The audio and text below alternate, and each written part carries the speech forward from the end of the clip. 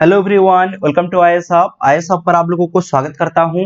Dedicated prelims programme के अंदर हम कवर कर रहे हैं 1000 plus current affairs for UPSC prelims 2021। तो ये फिफ्थ पार्ट है। अगर आप लोगों को लेक्चर का पीडीएफ चाहिए तो आप लोग हमारे साथ टेलीग्राम चैनल पर जुड़ सकते हैं, otherwise IAS hub learning app install कीजिए। तो चलिए शुरुआत करते हैं। फर्स्ट क्वेश्चन आप लोगों के सामने है, India recently approve the signing off specified skill worker agreement with which of the following country. तो यहाँ पर पूछा गया है हाल ही में इंडिया ने कौन सा देश के साथ साइन किया है स्पेसिफाइड स्किल वर्कर एग्रीमेंट। तो इसका सही आंसर होगा जापान। तो हाल ही में इंडियन गवर्नमेंट ने जापान के साथ साइन किया है स्पेसिफाइड स्किल वर्कर एग्रीमेंट। देखिए, इंडियन गवर्नमेंट और जो जापानीज गवर्नमेंट है दोनों ने मिलकर साइन किया है memorandum of cooperation specified skilled worker के लिए। तो अब मेमोरेंडम ऑफ कोऑपरेशन साइन हो गया है दोनों देश के बीच में। इससे क्या हो सकता है, इससे पीपल टू पीपल कॉन्टेक्ट और भी एनहांस होगा। इसके साथ साथ वर्किंग मोबिलिटी फॉस्टर होगा और जो स्किल्ड प्रोफेशनल है उनको अब भेजा जाएगा इंडिया से जापान। तो स्किल्ड प्रोफेशनल को यहाँ पर एक टेस्ट देना पड़ेगा, जापानीज लैंग्वेज टेस्ट, जैसे कि IELTS TOEFL होता है वैसा ही एक टेस्ट होगा। टोटल 14 स्पेसिफाइड सेक्टर को चुना गया है। कौन कौन सा सेक्टर है? नर्सिंग केयर है, बिल्डिंग क्लीनिंग है, मटेरियल प्रोसेस इंडस्ट्री है, इंडस्ट्रियल मशीनरी है, मैन्युफैक्चरिंग इंडस्ट्री है, electric and electronics information related industry है और कंस्ट्रक्शन है। Next question, question number 2, consider the following orbiter lander rover which of the above from the payload of the Chandrayaan 3 mission. तो यहाँ पर पूछा गया है ऑर्बिटर लैंडर रोवर, इन तीनों के अंदर कौन सा पेलोड भेजा जाएगा चंद्रयान 3 मिशन पर। तो चंद्रयान 3 मिशन पर भेजा जाएगा लैंडर और रोवर को। जैसे कि आप लोगों को पता है चंद्रयान 2 मिशन में क्या हुआ था, चंद्रयान 2 मिशन में ऑर्बिटर को सक्सेसफुली प्लेस कर दिया गया था, सिर्फ फेल्योर हुआ था लैंडर और रोवर। तो इसलिए फिर से चंद्रयान 3 मिशन पर भेजा जाएगा लैंडर और रोवर को। तो चंद्रयान 3 मिशन कब भेजा जाएगा? चंद्रयान 3 मिशन भेजा जाएगा मार्च 2021 में इसरो के द्वारा। देखिए, चंद्रयान 3 रोवर जो है कहां पर लैंड करेगा? ये लैंड करेगा चंद्रमा का जो साउथ पोल है वहां पर लैंड करेगा। ठीक है। Next question, question number 3. Recently, the central government has constituted a committee to protect the culture of which of the following union territory. तो हाल ही में सेंट्रल गवर्नमेंट के द्वारा एक कॉमिटी का कॉन्स्टिट्यूट किया गया था, किस लिए? कौन सा यूनियन टेरिटरी का जो कल्चर है ये प्रोटेक्ट करने के लिए। तो यहाँ पर पूछा गया है, देखिए लद्दाख का जो कल्चर है और जो लैंग्वेज है ये प्रोटेक्ट करने के लिए यूनियन गवर्नमेंट के द्वारा एक कमिटी का गठन किया गया था। ठीक है। Next question, question number 4, consider the following statement. तो यहाँ पर central Council for Research in Ayurvedic sciences से रिलेटेड दो स्टेटमेंट दिया गया है। पूछा गया है कौन सा स्टेटमेंट यहाँ पर इनकरेक्ट है। फर्स्ट स्टेटमेंट है it is an autonomous organisation under the Ministry of AYUSH. Second statement है it is an apex institution for formulation coordination development and promotion of research in Ayurveda only. तो यहाँ पर ओनली है, मतलब कि एक्सट्रीम कंडीशन पर जा रहा है। ठीक है, तो गलत होने का प्रोबेबिलिटी बहुत ज्यादा हो जाता है। देखिए, central Council for Research in Ayurveda sciences एक ऑटोनोमस ऑर्गेनाइजेशन है मिनिस्ट्री ऑफ आयुष के अंदर, ये बिल्कुल सही है। कहां पर लोकेटेड है? न्यू दिल्ली पर लोकेटेड है। और जो देखिए जो सेकंड स्टेटमेंट था, the Central Council for Research in Ayurvedic Sciences is an apex institution for formulation coordination development and promotion of research on scientific line in Ayurveda and Swarik system of medicine. वहां पर क्या था? सिर्फ आयुर्वेदा था। सो सिर्फ आयुर्वेदा नहीं है, स्वारिक सिस्टम ऑफ मेडिसिन भी इसके साथ इंक्लूड है। ठीक है, तो इसलिए सेकंड स्टेटमेंट गलत हो जाता है। तो यहाँ पर क्या पूछा गया था, कौन सा स्टेटमेंट इनकरेक्ट है? तो सेकंड स्टेटमेंट इनकरेक्ट है, तो इसलिए बी हो जाएगा यहाँ पर सही answer, two only. Next question, question number 5, project Echo recently seen in news deals with. तो हाल ही में प्रोजेक्ट इको न्यूज में आ रहा था, तो यहाँ पर पूछा गया है प्रोजेक्ट इको किसके साथ रिलेटेड है।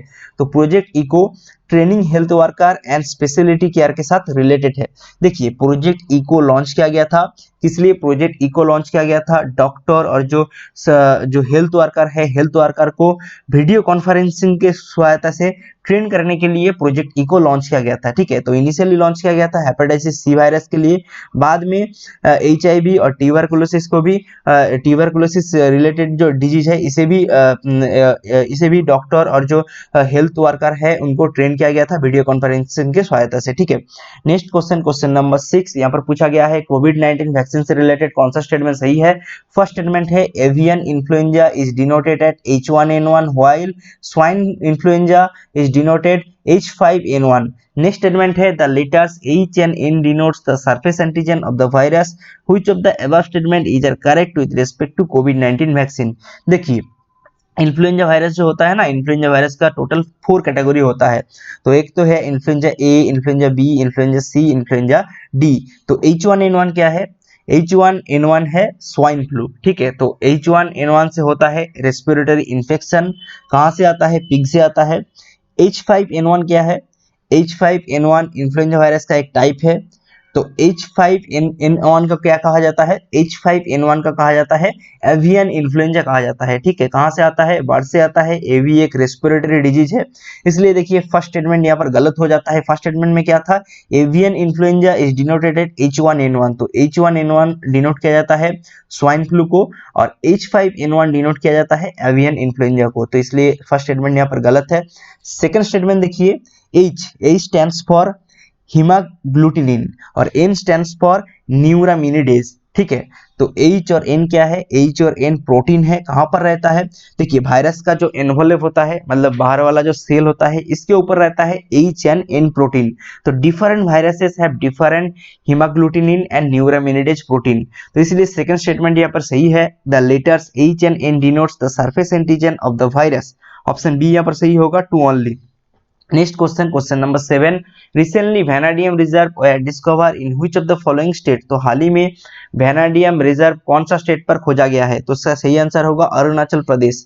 तो जियोलॉजिकल सर्वे ऑफ इंडिया का मानना है अरुणाचल प्रदेश पर वैनाडियम मिल सकता है, तो इसलिए अरुणाचल प्रदेश को प्लेस कर दिया गया है भारत के वैनाडियम मैप पर।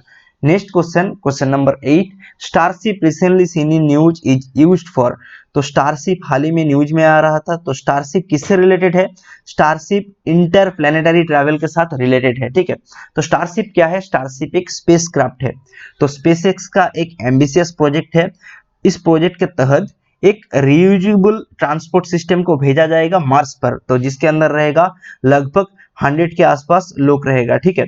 तो एक मतलब रिटर्न मिशन है, ठीक है। तो फर्स्ट तो मार्स पर जाएगा, फिर मार्स से रिटर्न भी आएगा। देखिए ये मिशन क्यों भेजा जा रहा है, इसके पीछे मेन रीजन क्या है? तो अर्थ के साथ एस्टेरॉयड का जो कोलिशन है, इसका एक खतरा रहता है, इससे अर्थ का जो निशान है ये मिट सकता है, ठीक है। तो ये जो प्रॉब्लम है, इसे वाइप आउट करने के लिए ह्यूमैनिटी को भेजा जाएगा। कहाँ पर? मार्स पर भेजा जाएगा, ठीक है। तो यहाँ पर जो फ्यूल है, फ्यूल यूज किया जाएगा, मीथेन को एज ए फ्यूल यूज किया जाएगा, और ऑक्सीजन यहाँ पर एक्ट करेगा एज एन ऑक्सीडाइजर, ठीक है। तो दोनों को एक साथ कहा जाता है मिथालॉक्स कहा जाता है, ठीक है। Next question, question number 9, CoWIN recently seen in news is. तो कोविन क्या है? कोविन एक डेटाबेस ऑफ कोविड-19 वैक्सीन है, ठीक है। Next question, question number 10, management effectiveness evolution recently seen in news is related to. तो हाल ही में मैनेजमेंट इफेक्टिवनेस इवोल्यूशन ए न्यूज में आया था, किससे रिलेटेड है? ये मेंटेनिंग प्रोटेक्टेड एरियाज के साथ रिलेटेड है, ठीक है। तो ministry of environment, forest and climate change के द्वारा रिलीज किया गया था मैनेजमेंट इफेक्टिवनेस इवोल्यूशन। किस लिए? देखिए total 146 national parks, wild life sanctuary देश के अंदर जो है, इसे इवेल्यूट करने के लिए, ठीक है। तो ये जो इंडेक्स है मैनेजमेंट इफेक्टिवनेस इवोल्यूशन, ये रिलीज किया गया था, ठीक है। तो from this year onwards 10 best national parks, 5 coastal and marine parks, top 5 zoos in the country will be ranked and awarded every year, ठीक है। तो गवर्नमेंट के द्वारा और भी एक लॉन्च किया गया है index management effectiveness evolution of Indian जू के लिए। तो फर्स्ट था किसके लिए? फर्स्ट था नेशनल पार्क और वाइल्ड लाइफ सेंचुरी के लिए, और एक रिलीज किया गया है मैनेजमेंट इफेक्टिवनेस इवोल्यूशन ए जू के लिए रिलीज किया गया है, ठीक है। तो इसके सहायता से क्या किया गया है? इसके सहायता से एक फ्रेमवर्क प्रोवाइड किया जाएगा, ठीक है। और यहाँ पर जो गाइडलाइन है ये भी प्रपोज किया गया है, क्राइटेरिया प्रपोज किया गया है, ठीक है। और कौन कौन सा इंडिकेटर के आधार पर जो एक यहाँ पर जो इवोल्यूशन है ये किया जाएगा, ये भी यहाँ पर दिया गया है, ठीक है। तो ये है end of this video. Please stay tuned with us and subscribe to our YouTube channel.